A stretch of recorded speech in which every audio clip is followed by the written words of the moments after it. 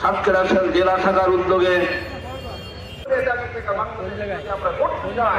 তাহলে এই বন্দোবস্ত আগে স্মরণ করতে চাই জুলাই সনদ। কথা বোঝা গেল? এই ঝুঁকি বাংলাদেশবাসী নেওয়ার চালাক থাকবে, পাশে কি হয় দেখা যাক। তবে কথা হচ্ছে এই জুলাই সনদ বাস্তবায়ন